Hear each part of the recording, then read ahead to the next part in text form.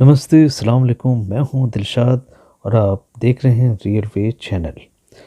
आज हम आपके बीच एक बेहतरीन टॉपिक लेके आया हूँ और आज हम बात करेंगे अफ़्रीका के बारे में।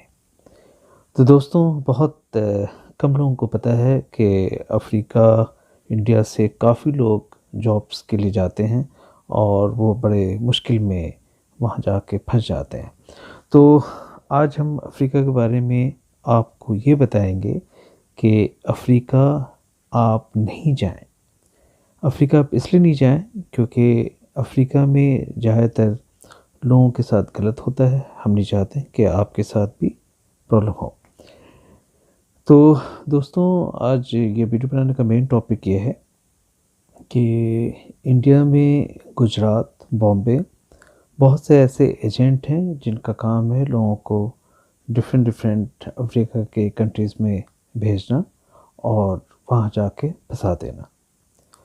तो होता ये है कि ये जितने भी सेल्स से रिलेटेड जॉब हैं मोस्टली वहाँ पे अफ्रीका में छोटे छोटे स्टोर होते हैं और वहाँ पे ये मोस्टली इंडिया से बंदों को लेके जाते हैं और यहाँ से ले जाने के बाद उनके साथ गलत ये होता है कि एक तो वो वहाँ जाके एग्रीमेंट मोस्टली यहाँ से जब इंडिया से लोग जाते हैं उन्हें बिजनेस वीज़ा पे लेके जाते हैं और बिजनेस वीज़ा पे ले जाने के बाद क्योंकि बिजनेस वीज़ा मोस्टली एक आध महीने के लिए होता है तो उनको फ्री ऑफ कॉस्ट पड़ता है कंपनी को कुछ पे नहीं करना होता है।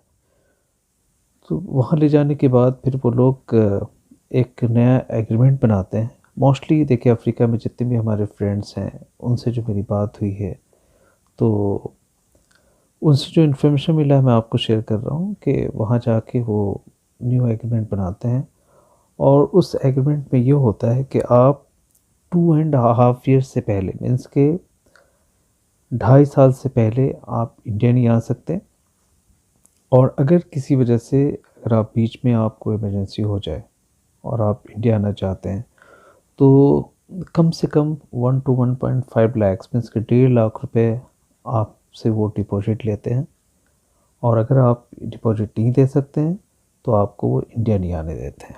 एक तो ये है। दूसरा ये है कि सैलरी जो भी एग्रीमेंट यहाँ पे होती है वो जाके वहाँ चेंज कर देते हैं। और दोस्तों मेरे हिसाब से अफ़्रीका इसलिए भी नहीं जाना चाहिए क्योंकि आप वैसी कंट्री जाएं जो 3 से 4 घंटे का डिस्टेंस हो।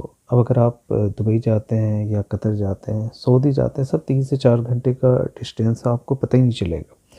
लेकिन अगर आप अफ़्रीका जाते हैं और अफ़्रीका कम से कम भी 10 से 12 घंटे का ट्रैवल होता है, 12 घंटे बहुत होते हैं।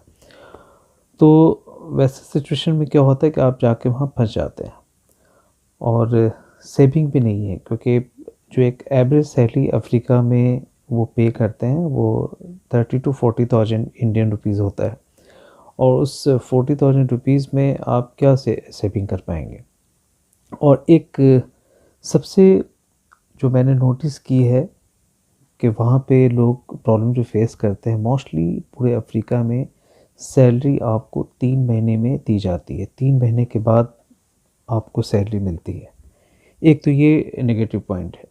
और अगर सैलरी वो भी जितनी भी मैक्सिमम कंपनी वो क्या करती है आपको सिर्फ पॉकेट खर्चा वहाँ पे आपको मिल जाता है $100 और रहने का अकोमोडेशन होता है लेकिन खाने का आपको खुद पे करना होता है। और जो सैलरी जो 3 महीने में जो आपको हाथ में मिलना चाहिए वो भी कंपनी अफ्रीका में नहीं देती है, वो आपके इंडिया के किसी अकाउंट में ट्रांसफ़र होता है।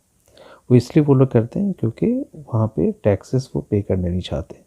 तो मिला जुला के मेरे कहने का मतलब ये है कि अफ्रीका में कोई भी बंदा जाता है तो वो जाके फंस जाता है, वो चाह के भी नहीं आ पाता है। कम से कम आपको 2.5 साल तक तो वहाँ पे स्टे करना होता है एग्रीमेंट के हिसाब से। तो मैं सभी से एडवाइस करूँगा कि दोस्तों अफ्रीका तो भूल के भी नहीं जाएं क्योंकि आपको बचना कुछ नहीं, सेविंग कुछ भी नहीं है। जो भी आप कमाएंगे, जो भी अर्न करेंगे सब आपका इधर उधर हो जाएगा।